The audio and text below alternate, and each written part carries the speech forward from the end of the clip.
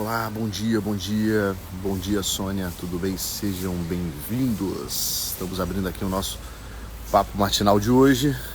Bom dia, bom dia, bom dia. Vamos chegando, vão se assentando, se acomodando no sofá de vocês aí. Tudo bem?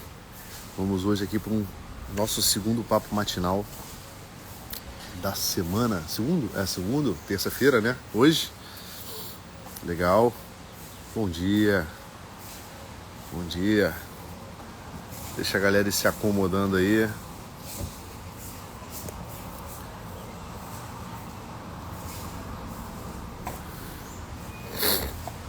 E aí? E aí, todo mundo bem? Como é que estamos a semana aí, esse início de ano?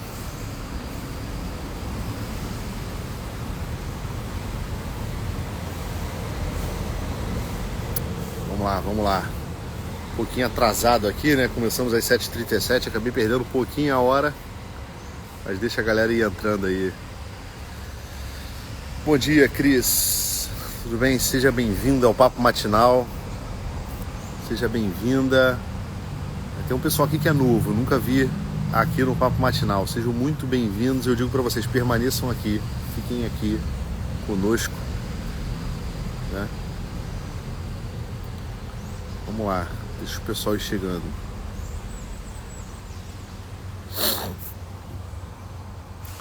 Mais uns 2 minutinhos aí a gente começa o nosso papo matinal.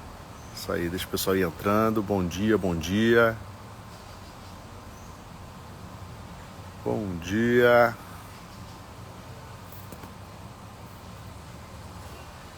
Vamos lá. Cara, não sei se vocês viram os últimos papos matinais, tá? O de sexta-feira e o de ontem.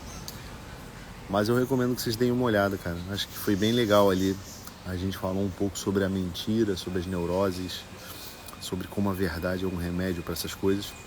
E hoje eu quero falar de um assunto um pouco mais particular com vocês, né? Um pouco mais particular. Bom dia, Arthur. Tudo bem? Seja bem-vindo, meu amigo.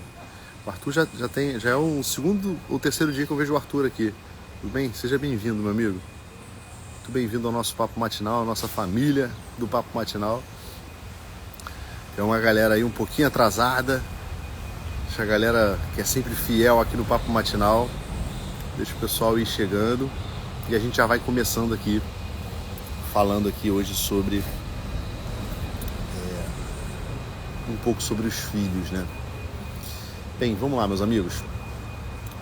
Existe É comum, assim, né? De verdade, deixa eu falar uma coisa pra vocês. Eu não me chateio com isso. Se vocês me encontrarem no meio do caminho, aí, na rua e tudo mais, eu não me chateio com isso. Mas algumas pessoas, quando eu encontro, e vem, né, a minha família, né? Eu tenho 5 filhos e 5 filhos pequenos. Então é comum, cara, assim, eu vou no shopping e as pessoas param. Ah, e aí, tava tentando a menina, né? E aí, tá tentando ainda?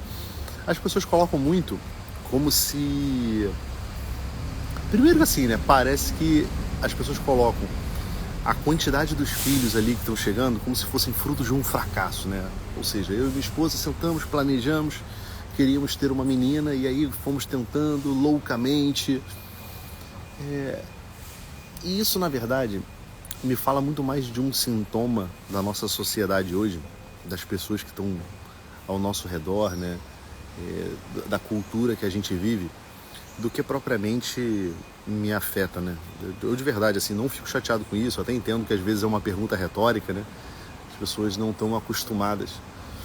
E até falava com meu filho recente, né? Eu tenho um dos meus filhos, ele é mais fechado um pouco. Então, quando ele sai na rua, assim, as pessoas falam ou comentam alguma coisa, às vezes ele fecha um pouco a cara. Os outros não, tem alguns que são mais dados. E eu até conversava isso com ele, que eu falava que a gente precisa olhar o lado bom dessas coisas, né? No fundo, quase sempre quando as pessoas vêm falar conosco aqui da família, não é de uma forma pejorativa, muito pelo contrário. A gente vê um sorriso no rosto das pessoas, um sorriso de esperança. Então, eu de forma alguma me chateio com isso, né? As pessoas perguntando, tá esperando a menina e tudo mais. Mas eu queria comentar com vocês um pouco de um sintoma, de alguma coisa que a gente vive hoje, que obviamente extrapola essa realidade dos filhos para uma outra questão. No nosso coração existem dois movimentos, né? Um movimento completamente involuntário, que nós chamamos de desejo. Então veja, a gente está aqui, acabou de almoçar, por exemplo. Aí aparece aquela torta de limão, aquele sorvete napolitano, pô, bonitão lá, geladinho, mó calor. O que você experimenta naquele instante? Tu experimenta um desejo. Tu sente o teu apetite concupiscível, não é? Aquela concupiscência te convocando para alguma coisa. Para que essa faculdade, como que ela opera na gente? Todas as vezes, a nossa vida ela gira em torno de uma presença e nós somos sempre convocados a buscar um bem. Então o nosso personagem no palco, ele está sempre sendo atraído por um bem presente. Então quando eu chego ali, acabei de comer e tem aquela sobremesa gostosa, né? Um sorvete, uma torta de limão, eu obviamente vou me sentir convocado para aquilo ali, né? Então eu experimento um desejo por aquilo. É uma forma natural que existe em nós de atrair o nosso ser para aquele bem. Então isso é um desejo. Observa que o desejo ele guarda consigo essa característica involuntária, né? Deixa eu só falar com as pessoas aqui muito queridas aqui, tudo bem? Olha o bisneto chegando aí. Seja bem-vindo, meu irmão. A Clarinha tá aí, tudo bem, Clara? Seja bem-vindo, o Caio também. Sejam muito bem-vindos ao Papo Matinal, tá? Que bom que vocês estão aqui conosco, tá? Fiquem muito à vontade, sintam-se na casa de vocês. Vamos lá. Então isso é o desejo, né? Essa é a experiência do desejo. A experiência humana do desejo é uma experiência de um bem, de um movimento involuntário que acontece em nós diante de um bem presente. Então veja, apareceu o sorvete, apareceu a torta de limão, apareceu a mulher bonita, apareceu uma proposta de diversão, apareceu uma grande oportunidade de trabalho. Tudo isso eu experimento uma espécie de desejo por aquilo, eu experimento um desejo. Agora, eu posso dizer para vocês que também na categoria da relação, do relacionamento, o desejo é o primeiro movimento que nos conduz a alguma coisa. Então, por exemplo, quando a gente vai, por exemplo, buscar um relacionamento, iniciar um relacionamento, seja um namoro, um noivado, isso é a primeira coisa que aparece em nós. A primeira coisa que a gente experimenta, é o desejo. E não só é a primeira coisa, como é fundamental que ela exista. Eu, às vezes, atendo alguns casais aqui, e esses casais, eles, às vezes, vêm com esse problema, né? Ah, Maurício, ele era tudo que eu sonhei, é aquela pessoa que tem todos os valores que eu admiro, mas assim, eu não sei se eu sinto atração por ele, se eu sinto desejo. Eu falo, cara, tá começando errado. Não é assim que um relacionamento começa, isso não é natural. A nossa relação com as pessoas, elas não começam pelo intelecto, elas começam exatamente por esse primeiro movimento mais material que é o desejo. Agora, um problema que se contrapõe a isso, né? O desejo, ele é involuntário. O amor não. O amor, ele nasce de um voluntarismo. O amor, na verdade, ele tem um processo muito mais lento do que o desejo. E o amor, ele nasce de um sacrifício. A estrutura de um amor, ela nasce sempre dessa forma aqui. Como é que é a estrutura de um amor? Ele é uma morte que gera uma vida numa duração de um tempo, no espaço aqui, né? Eu digo assim, o amor humano nesse mundo material, né? Não estou falando aqui da realidade do amor ágape, que é o amor divino, que é o amor que acontece na eternidade. Mas na estrutura do nosso tempo, como é que nasce um amor? É uma morte que gera uma vida durante um espaço de tempo. Então observa que tudo aquilo que você ama realmente, que você tem o teu coração apegado e você vê o teu ser se transformando naquilo, você pode observar que ele tem essa estrutura da morte da vida, essa estrutura sacrificial, né? Essa estrutura do sacrifício. Então quando a gente vai falar dos grandes amores, por exemplo, quando a gente se casa e a gente vai viver uma jornada para amar aquela pessoa, porque tem uma curiosidade nisso, né? Eu acho que eu já falei isso em outras lives e eu vou repetir aqui. Nós não nos casamos porque amamos, tá bom? Nós nos casamos para amar. Ninguém se casa porque ama. O amor é uma coisa que vem muito depois. A gente se casa porque a gente experimenta um desejo pela outra pessoa. Mas o amor é uma coisa que ela vai sendo construída de morte em morte, de vida em vida, de sacrifício em sacrifício. É assim que se constrói. Mas é por isso que é muito simbólico que o casamento ele seja feito num altar. Porque o que acontece quando você vai se casar? Você vai até o altar é um lugar de sacrifício, né? É um lugar onde é imolado o animal que era oferecido ao sacrifício, onde o nosso Senhor Jesus Cristo se imola para ser oferecido ao céu. Então o altar é esse lugar intermediário entre o mundo material e o mundo imaterial, onde nós entregamos o nosso sacrifício e oferecemos ele. Isso é o casamento. Por isso, nós levamos o nosso cônjuge ao altar. Diante das testemunhas, ali é feito um sacrifício, é feita uma promessa. E ali morre, naquele instante, a vida, por exemplo, do Maurício solteiro, da Rejane solteira, para nascer a nossa vida casada, de pessoas casadas. Então, observa que o amor ele tem essa estrutura sacrificial. E tudo que você for ver, que você ama, você deixou ali naquele altar, no altar daquilo ali, um sacrifício. Então veja, dos amores mais baixos aos amores mais complexos. Digamos aqui que você goste muito aqui de chocolate, lá do teu Kinder Bueno, né? Todo dia depois do almoço, eu gosto de comer um Kinder Bueno, mas o Kinder Bueno que está lá na loja, ele não é teu. Você vai lá no restaurante ou no mercado, você deixa o seu sacrifício ali, né? Financeiro, o seu dinheiro ali, faz o seu sacrifício para que o Kinder Bueno possa ser seu, né? Então, aquele amor, ainda que baixo, ainda que um amor material, ele só acontece mediante um sacrifício. Ou pense, então, nos grandes conquistas e projetos que você teve na tua vida. Sei lá, eu passei num concurso público, adquiri um bom cargo na minha empresa. Todas essas coisas, elas exigiram de você um sacrifício. Consegue perceber isso? Consegue perceber que todas as suas grandes conquistas, elas exigiram que você deixasse ali alguma coisa, que alguma coisa em você morresse para nascer outra? É assim que funciona a estrutura do amor. E é por isso que eu dizia para vocês na live de ontem, que eu falava para vocês sobre a questão da penitência, né? O que é a penitência? A penitência é esse sacrifício que nós fazemos enquanto ainda não somos capazes de amar. Então observem o seguinte, há uma diferença significativa entre o que é um desejo e de que é um amor. Conseguem perceber isso? Se vocês não estiverem acompanhando, cara, por favor, perguntem, podem colocar aqui, façam as perguntas aqui no direct, eu vou tentando responder para vocês depois, mas nenhuma pergunta pode ser considerada boba. Não, façam as perguntas de vocês, fiquem à vontade. Ó o Rafael aí, seja bem-vindo, Rafael. Tava com saudade de você, cara, você tava sumido, hein? Tava sumido daqui. Seja bem-vindo, Rafael. Então, eu falava para vocês sobre a diferença entre essa estrutura do desejo e essa estrutura do amor. Ficou bem claro, Caio? Legal, que bom. Que bom, Caio. Obrigado pelo feedback aí. Então, essa é a estrutura do desejo e a estrutura do amor. O que elas guardam em comum? Elas guardam em comum a questão de que ambas estão reagindo em relação a um bem presente ali. E o amor ele pode também lidar com um bem ausente, né? Porque o desejo não. Depois eu explico isso para vocês com mais calma. O desejo ele é essa característica do bem presente, porque se o bem for ausente, a gente já vai falar sobre a vontade. O Rafael está falando aqui que sumiu ao vivo, mas está acompanhando as gravações. É isso aí, legal. Então veja, o desejo é essa atração que nós temos, natural, quando nós estamos diante de um bem. O que eles guardam de diferença?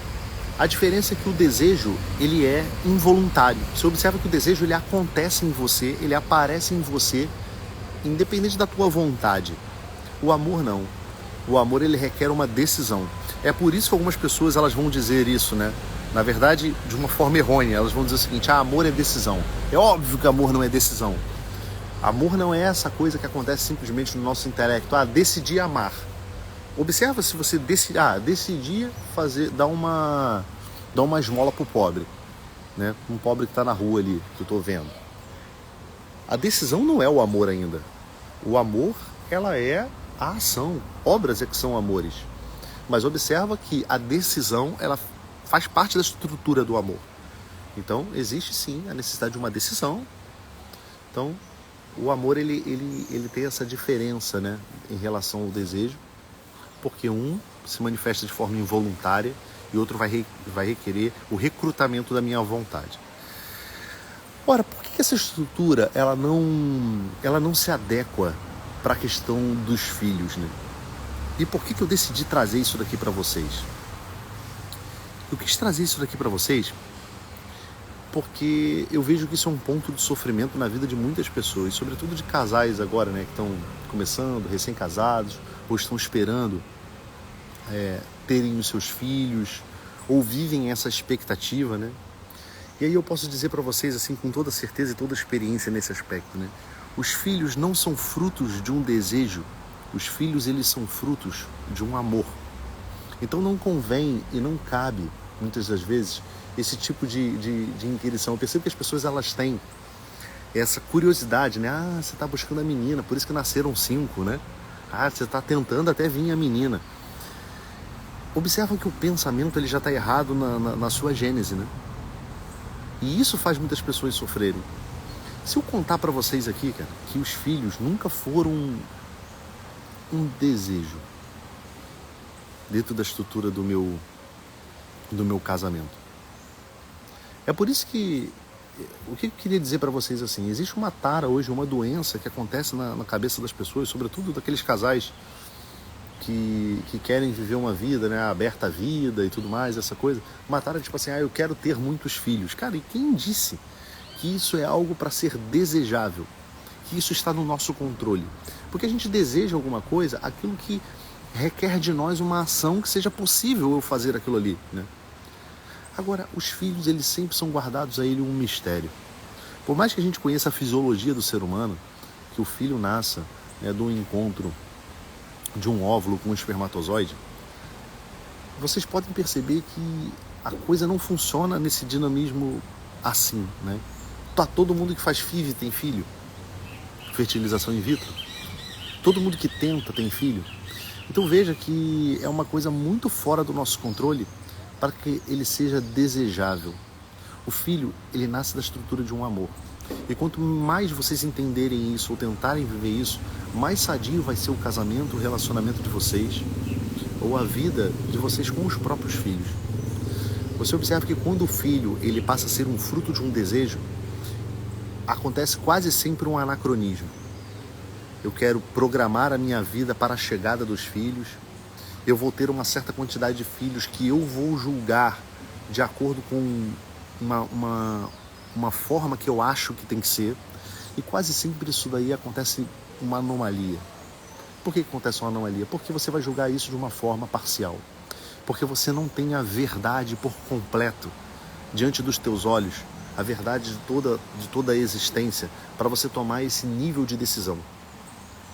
Fatalmente você vai tomar essa decisão baseado ou na questão sentimental do casal, ou na questão material do casal. Então eu vou começar a definir o número dos meus filhos, a quantidade dos meus filhos, a partir de quantas escolas eu consigo pagar. Cara, isso não é humano, entende? Vocês conseguem perceber que isso não é humano? E que existe o potencial da tua vida como casal ser profundamente mutilada porque você começou a enxergar a vida dessa forma. Eu converso com alguns amigos, né? Porque meditando um pouco sobre essa questão dos filhos, e a gente vê como que o ser humano ele é um ser esquecente. A gente conhece pouco da história, a gente se preocupa pouco com a história em vários campos da vida. E nessa vida também de como se comportar, de como lidar com uma harmonia familiar, com uma vida familiar saudável, nós também esquecemos como lidar bem com isso. Meus amigos, deixa eu falar uma coisa para vocês. O método contraceptivo, ele é uma realidade que não tem 60 anos. Tem 60 anos, não tem 70 anos, mais ou menos ali. Ele surgiu na década de 60. Quantos anos tem a humanidade, assim? Quantas e quantas gerações que viveram sobre a face da Terra viveram sem nunca pensar nessa possibilidade? A grande verdade, meus amigos, é que nós não sabemos a consequência disso. Nós não sabemos ainda qual é a consequência de famílias que se planejam completamente. A gente olha para tudo isso dentro de uma realidade material, né? na década de 60, quando se surgiu essa questão do método contraceptivo e tudo mais, qual era o pensamento das pessoas? Era o pensamento de que faltaria comida no mundo, tá? É aquele pensamento lá malthusiano, de que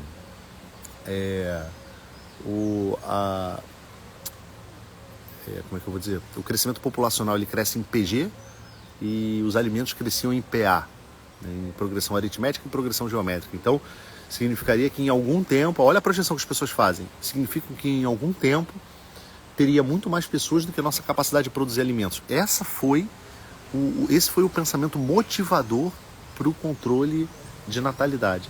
Só que, olha como a vida é capaz de surpreender a cada um de nós. Quem diria que teria uma grande evolução, por exemplo, na parte tecnológica do cultivo dos alimentos? E isso definitivamente hoje não é um problema. Não sei se vocês sabem, mas com certeza se você olhar e morar numa grande cidade, você vai ver muitos mendigos na sua rua. Ou mendigos na cidade onde você vive. E eu posso dizer para você que na grande maioria, nenhum deles passa fome. Eles têm dificuldades às vezes de ter um teto para morar e tudo mais, mas fome dificilmente eles passam. Porque a nossa produção de alimento ela é muito abundante. Então seja por doação, seja por programas do governo, seja por restaurantes popular, ou seja por sobra de alimento de outras pessoas, eles não passam fome. No Rio de Janeiro, que é a realidade mais próxima que eu vi recente, tem mendigo na rua que escolhe o alimento que vai comer. O que eu tô querendo dizer com isso para vocês? É que aquilo aquela previsão malthusiana, ela definitivamente não aconteceu. Ela só aconteceu no campo ideológico, só aconteceu no mundo... a veritas ali foi quebrada, né? Porque você tem a ideia de que isso vai acontecer, mas quando você vai ao mundo real, isso não acontece. Não é assim que funciona.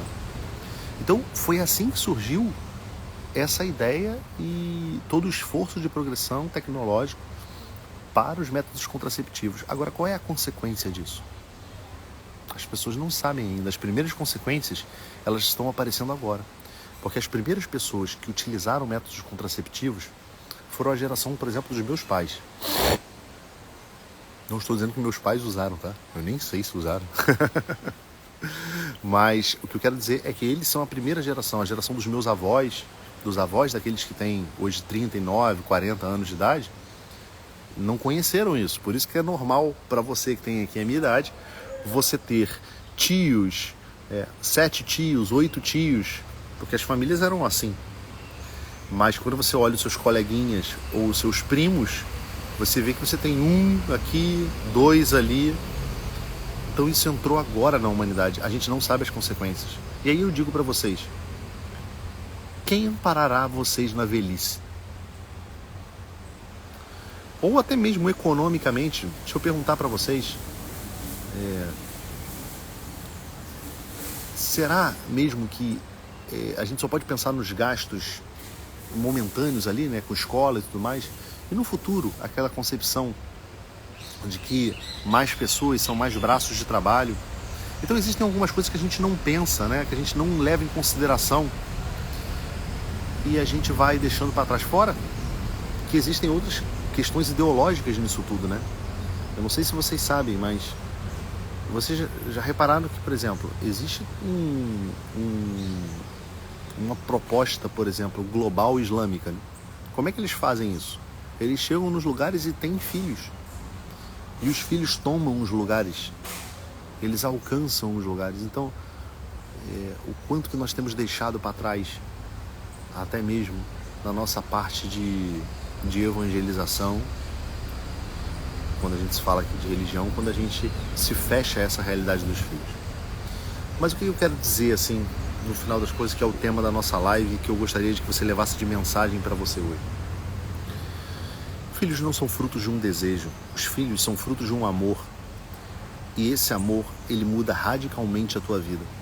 Quantas pessoas hoje me procuram porque elas já entram no seu relacionamento, ou já vivem o seu relacionamento de uma forma completamente doentia, tá?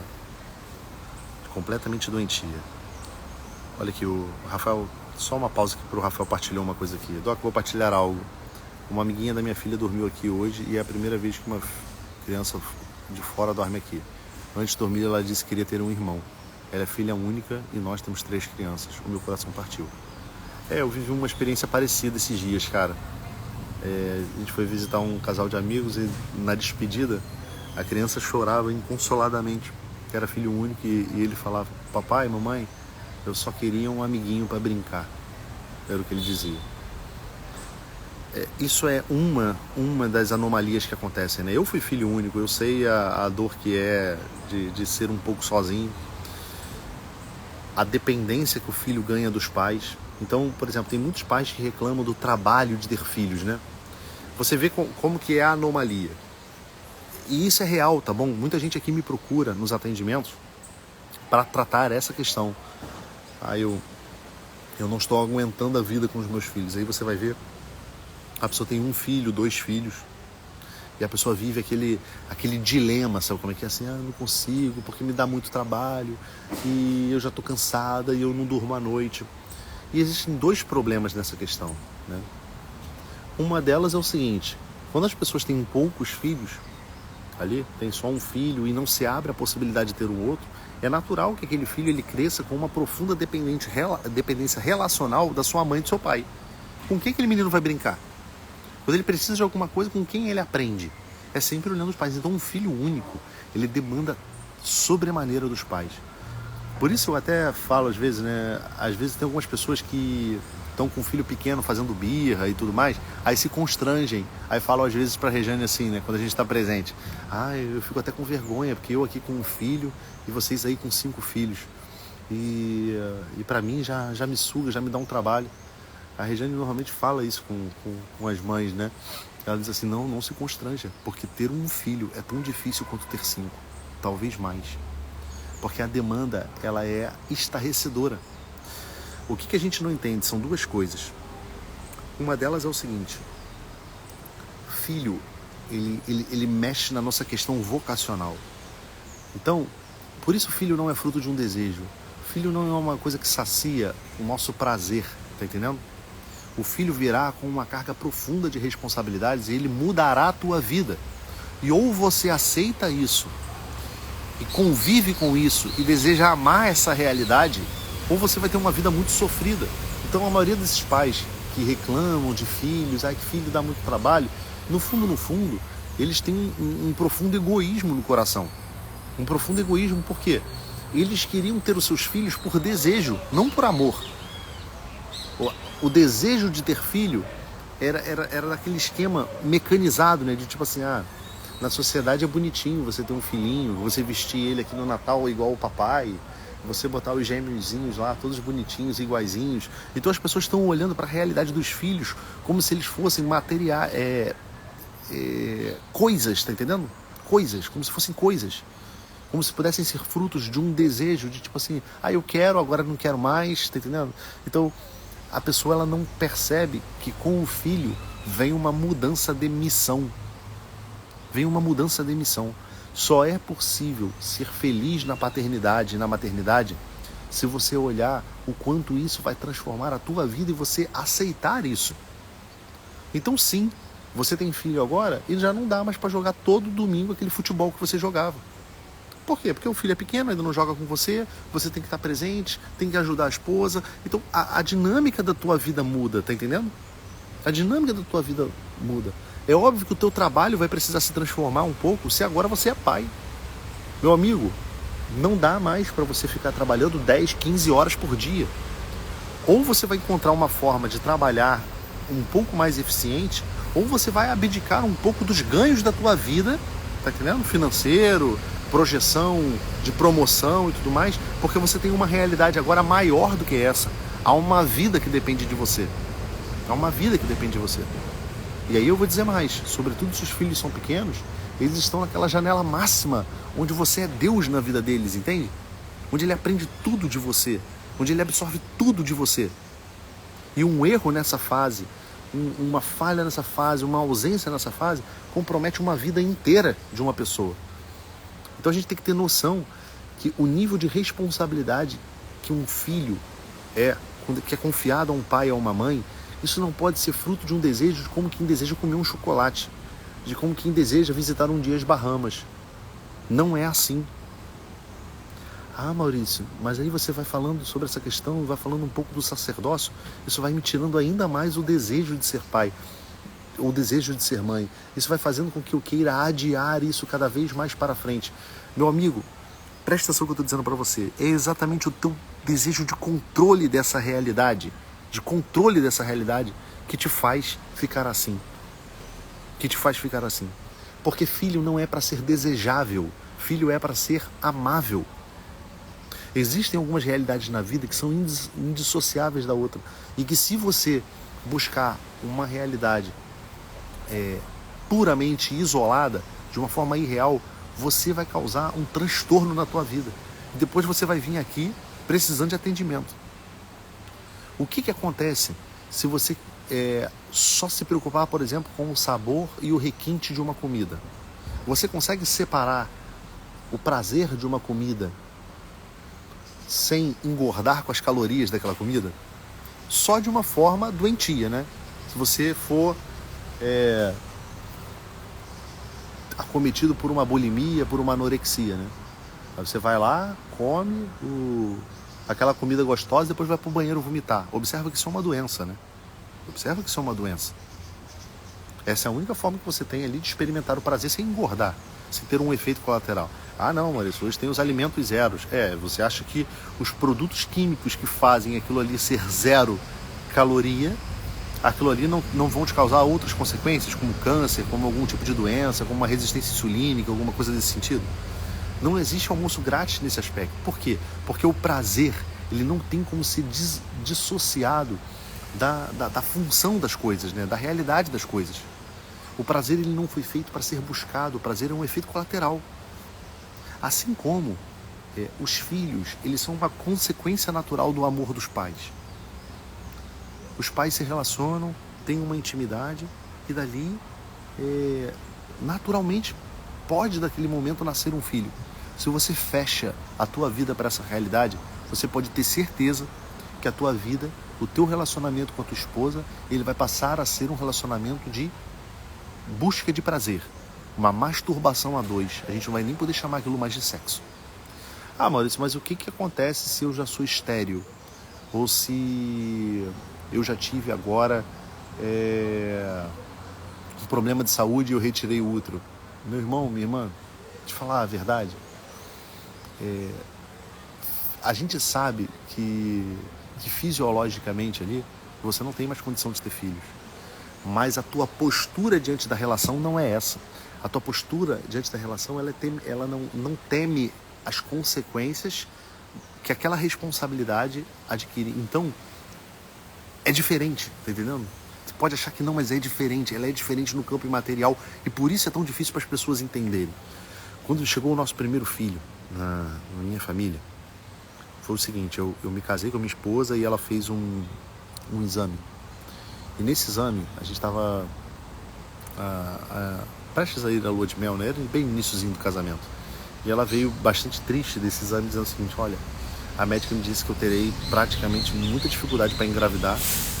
Não vou ter como ter filhos, que o meu útero, ele é igual àqueles exemplos clássicos de livro, de essas coisas todas, né, que tem de ovário policístico, endometriose. Então, minha esposa tinha ali ela dizia o seguinte, o útero parecia um queijo. E a médica usou essa palavra, é impossível você engravidar. Então, ela chegou em casa com esse drama, né, um pouco triste com isso, apesar de ainda ser muito jovem, tá iniciando uma faculdade na época. E aí eu lembro que eu falei para ela assim, meu amor, a gente não tá esperando ter filhos agora, né? Não que a gente não queira, mas não era aquela coisa, não era um desejo, tá entendendo? Não era um desejo. Então, vamos seguir nossa vida. Deus sabe o que faz. Nós já estamos no 5º filho, né? Foi aí que foi quando o João nasceu. Ela engravidou do João.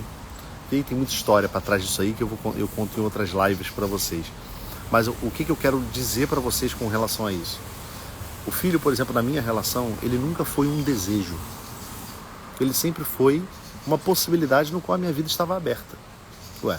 Tive um momento ali de intimidade, de prazer com minha esposa, daquilo ali pode nascer um filho. E foi bom que as coisas tenham sido, e é bom que as coisas tenham sido assim. Né? Custa. Faz sofrer. É difícil financeiramente. A nossa vida muda. Mas tudo é diferente de acordo com a postura com que a gente encara cada uma dessas coisas. A postura era sempre do seguinte: cada filho desse está me mostrando algo que na minha vida eu preciso melhorar. Cada situação, cada circunstância que acontece na minha vida, ela está me mostrando que há algo que eu preciso fazer mais. Ah, mas você já tem resposta de onde ele vai estudar, até a universidade, você já tem um planejamento para isso? Não. Aí isso não seria imprudência, Maurício? É óbvio que não. Porque eu estou lidando com uma coisa que eu não tenho gerência sem causar um outro grande problema. Se eu resolvo agora começar a fazer um método contraceptivo, né? Começo a resolver agora a regime de tomar anticoncepcional, eu fazer vasectomia, minha esposa instalar o DIU, me diz uma dessas coisas no qual não haja um efeito colateral significativo, que pode afetar a estrutura da nossa relação, da minha intimidade com a minha esposa, ou até mesmo a saúde minha e da minha esposa. A vida humana, sobretudo a harmonia familiar, ela tem esse nome.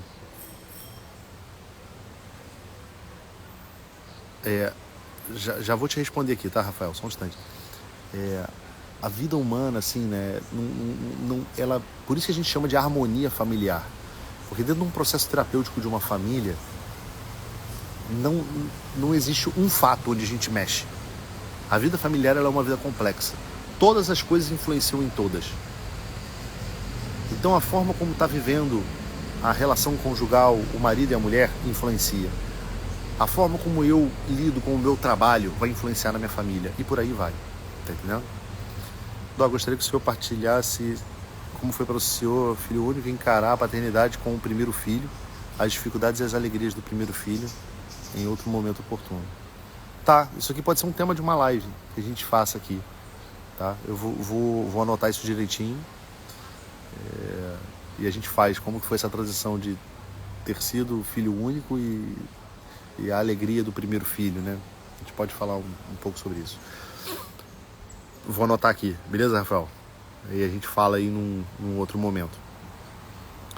Mas é isso, meus amigos, é isso que eu queria dizer para vocês aqui, dar esse recado. Filhos não são frutos de um desejo. E quanto mais rápido vocês entenderem isso, melhor fica, mais sadia fica a relação de vocês. Ou seja, Maurício, mas como que a gente lida com a expectativa agora? Eu sou um casado, eu quero ter filhos, né? E os filhos não vêm. É o seguinte, meu amigo, de verdade mesmo, você pode fazer vários tratamentos, pode sim dar uma olhada na parte fisiológica, ver se existe alguma coisa que pode ser feita. Mas na boa, se esforce para concentrar sua mente em viver cada vez melhor o amor que você precisa viver com sua esposa. Entendeu? Viver melhor o amor com sua esposa. Ah, Maurício, como que é para mim aqui, que tem uma situação financeira um pouco complicada, eu tenho medo de ter filhos, né? Cara, meus amigos, acreditem um pouco na providência das coisas. Olha lá, o Túlio está colocando, ainda não tenho filhos, mas fico pensando quão difícil financeiramente seja, como você disse. Será que é mesmo? Ou é pelo fato do nosso dinheiro de viagem, troca de carro, de prazeres pessoais? Exatamente. Entende, ô Túlio? Nós temos uma série de necessidades criadas na nossa vida, tá? Uma série de necessidades criadas. É difícil? É, cara. Eu não vou dizer para você que não é. Mas observa que os filhos, eles fazem parte também do nosso projeto de perfeição pessoal na vida.